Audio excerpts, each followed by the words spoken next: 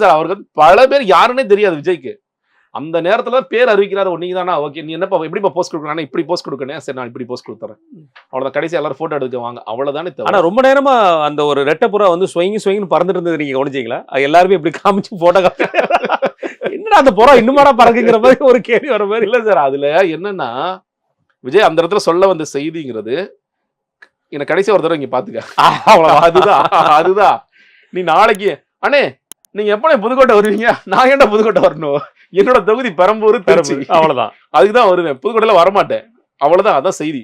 அப்போ உனக்கு எப்படி போஸ்ட் வேணும், அதுல ரொம்ப சினிமாட்டிக்கா கரெக்டா பண்ணாரு. இப்ப நீங்க விஎஸ் பாபு கூட இப்படி வந்தார், அண்ணா இப்படி இல்ல இப்படி வச்சா தானே சினிமா கரெக்டா போஸ்ட் கிடைக்கும், இப்படி நான் கை வைக்கணும், இப்படி நீ கை வைக்கணும். நண்பர் வந்தார், நண்பர் உனக்கு என்னவா பண்ணணும், நீ ஒரு துண்டை போட்டு தாலி கட்டுற வேலையெல்லாம் பத்தி என்னமோ சரி ஏதோ காமெடி பண்ணி ஒவ்வொருத்தரும் ஒவ்வொரு ஸ்டைல காமிக்கிறாரு. இவரும் அதுக்கு ஈக்குவலா அதே மாதிரி அது பண்ணார் சார். அது பண்ணார். ஏன்னா இந்த இடத்துல அவனை சாட்டிஸ்ஃபை பண்ணி அமிச்சிரும். இதுக்கு பிறகு வாழ்க்கையில நீயும் ஒண்ணு நான் பார்க்க மாட்டேன், நானும் ஒண்ணு பார்க்க மாட்டேன். சரி பொண்ணு சார் திருச்சிக்கு நீங்க போனார் சார். ஆமா, நீ மற்ற கட்சி எல்லாருமே பாக்குறோம். எடப்பாடி பழனிசாமி போறாருன்னா திருச்சியில கேண்டிடேட்ஸ்ல மேல வண்டி மேல ஏத்தி இவர் ஸ்ரீரங்கம், இவர் திருச்சி கிழக்கு, இவர் திருவெரும்பூர். இப்ப ஸ்டாலின் போனாரு நன்னிலம். ஆமா, எல்லாத்துக்குமே ஒரே இடத்துல நிக்க வச்சு எல்லாருமே சொல்லி சொல்றாரு சார். 2-3 இடத்துக்கு தான் விஜய் போயிருக்காரு இது வரைக்கும்.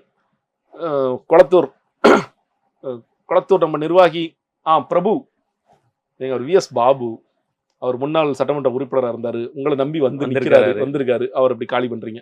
திருச்சி போனவர் இன்னைக்கு அந்த பேப்பர் எங்கன்னு போயிருச்சுன்னு தெரியல அவருக்கு. இப்ப முன்னாடியாவது அந்த ஸ்டாண்ட் இருக்கும். ஆமா, ஏன்னா அது வந்து ஆரஞ்சு கலர் அந்த வண்டியில இருக்கும். இந்த ஒயிட் கலர் வண்டியில ஸ்டாண்ட் இன்னும் செட் கிடையாது. அதனால எந்த பிட்டை எங்க வைக்கிறோம் அவருக்கு ஒரு குழப்பம் வந்துருது. நீங்க அதனாலதான் என்ன ஆச்சுன்னா இன்னைக்கு வந்து திருச்சியில பேச ஆரம்பிக்கிறாரு. பேச ஆரம்பிக்கும் போது அவர் ஃபர்ஸ்ட் வந்து வழக்கம் போல இதெல்லாம் பேசிட்டு, ரெண்டாவதுல என்ன வந்துட்டாரு, அந்த ஒரு எலிவேஷன் இப்ப எல்லாம் அவங்க ரொம்ப பிரபலமா சொல்றாங்க இல்லையா, அன்னியன் டு அம்பி, வீரமா பேசுவாரு. அப்புறம் எல்லாரும் எனக்கு ஒரு வாய்ப்பு கொடுங்க, இது வந்து செஞ்சிடறாரு.